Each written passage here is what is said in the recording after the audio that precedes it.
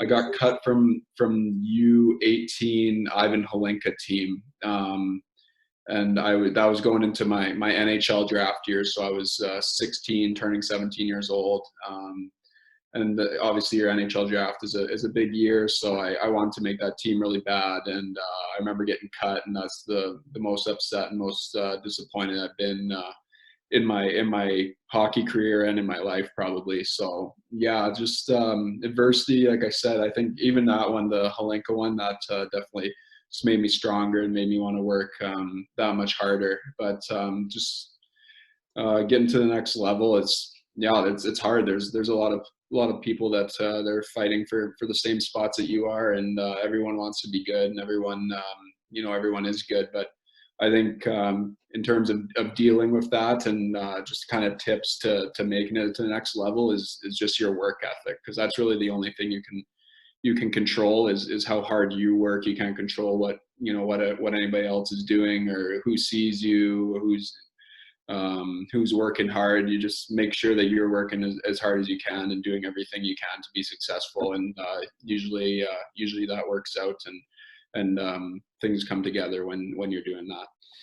Yeah, sports psychologist for sure. I worked with Matt Brown with Edge all throughout that year, and just dealing with pressure and just trying to be in the best mental state you can to perform. And just spending a lot of time with him talking, and he gave me some good tips. I remember I was kind of when I was younger, and that year I would let my get the best of me sometimes, and I was kind of a snap show, if you want to call it that. But I worked with him, and he just kind of gave me some tricks to control those emotions so I could perform better. But yeah, in terms of nutritionist, yeah, nothing really. I've always just kind of eaten well, and I think that's just goes into being a good professional and taking your craft seriously. That's nutrition is something that's so important.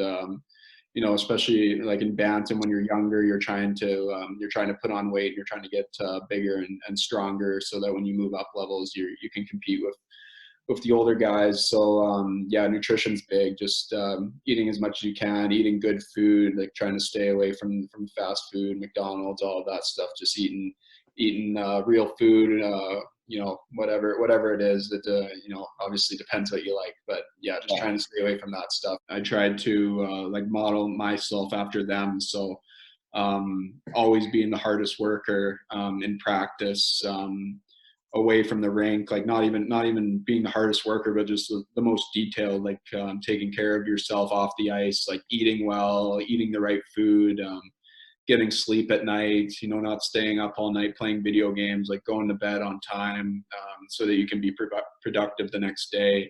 But yeah, I think actions speak louder than words. So I always just tried to lead by example.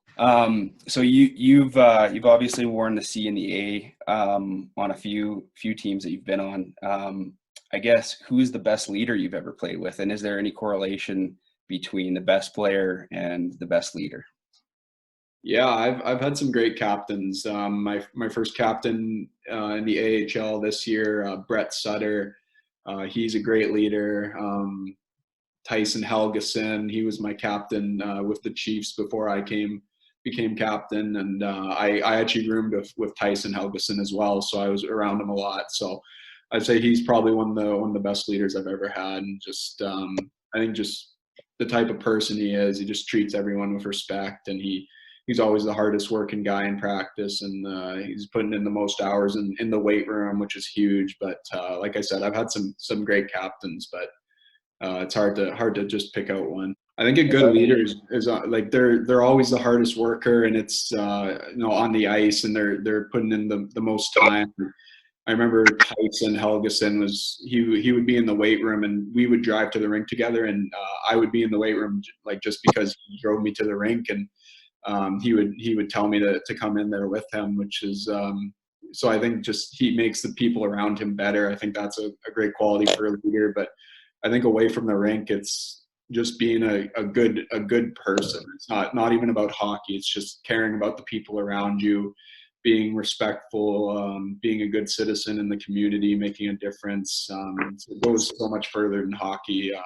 It's about being a good person in life and treating the people around you with respect. And all the captains and leaders I've been around are great examples of that. Just being genuine people, caring, putting others before themselves. I mean, it sounds pretty cliche if you want to call it, but every captain I've ever had that I've really respected and admired has had those qualities. I tried to like model myself after them. So always being the hardest worker in practice, away from the rink, like not even being the hardest worker, but just the most detailed, like taking care of yourself off the ice, like eating well, eating the right food, getting sleep at night, not staying up all night playing video games, like going to bed on time, so that you can be productive the next day. But yeah, I think actions speak louder than words. So I always just tried to lead by example. Some have treadmills, some have bikes. What are you doing to stay in shape and keep up your strength and conditioning for when hockey does return?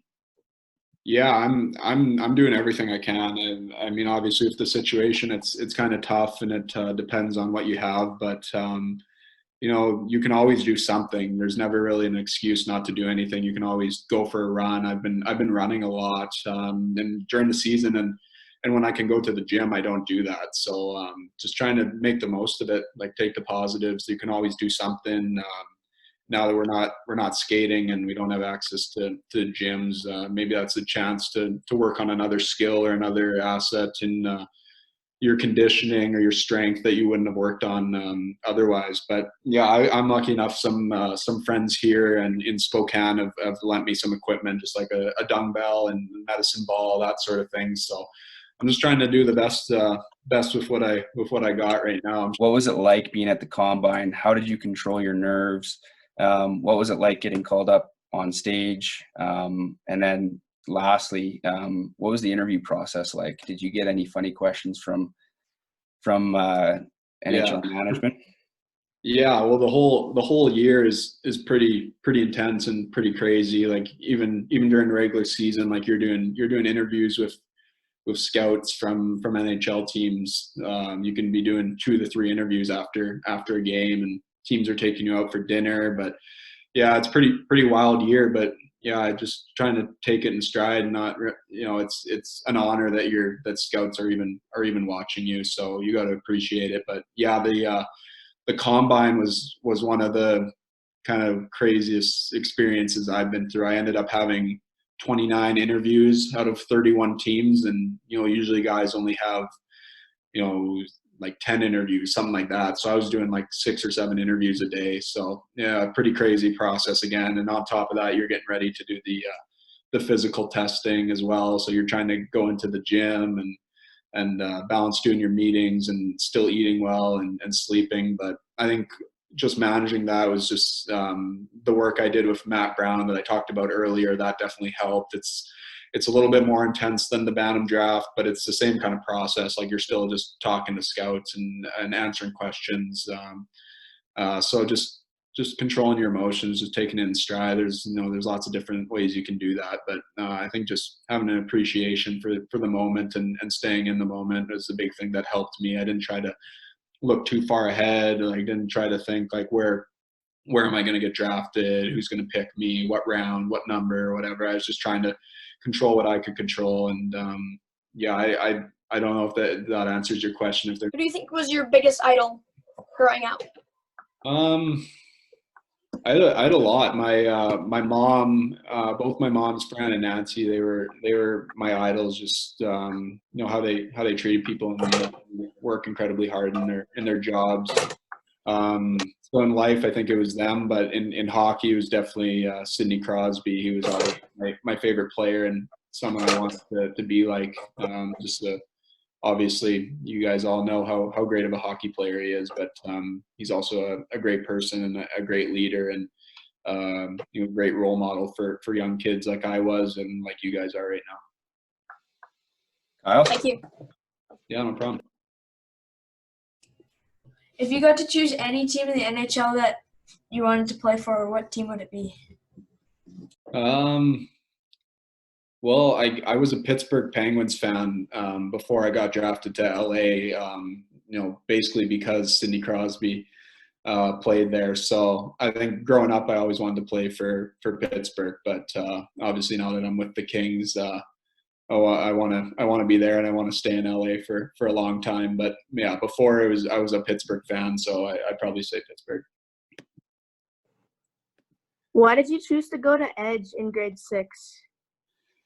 I chose to go to Edge in grade 6 because I thought it was the best place for me to develop as a hockey player and as a person. I knew they had a great skill academy. Like I said, that was huge for me in my development, but also just in my education, they had great teachers. I remember the class sizes were really small. Like I had like 14 kids in my class, so I was getting one-on-one time with the teacher, and your education's so important. That was definitely a factor for me going there. But it was mostly just I thought to be able to skate like during the day and to skate before school and to work out. It was the best decision for me to develop as a hockey player and as a person.